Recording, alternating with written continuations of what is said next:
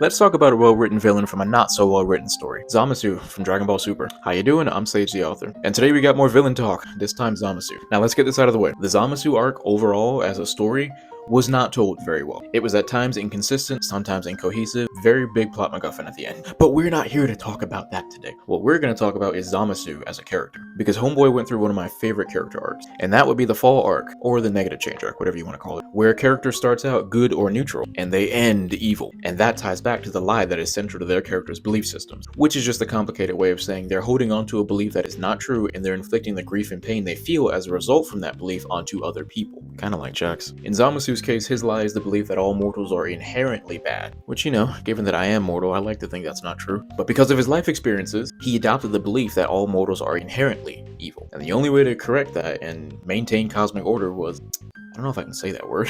First three letters of this word, O, side. And I think we can all agree that is unquestionably evil. But if you watch the Zamasu arc or read the manga, you can clearly see that he legitimately thinks he's doing what's right for the universe. He was crying about it at one point in the anime. We don't see a lot of villains like that nowadays anymore. Who started out in a place of good but fell from grace, so to speak. And whose mental decline and refusal to accept any other viewpoints besides his own is ultimately the thing that deteriorates him and leads to his downfall. That's just a well-written villain right there, man. But hey, if you disagree, let me know.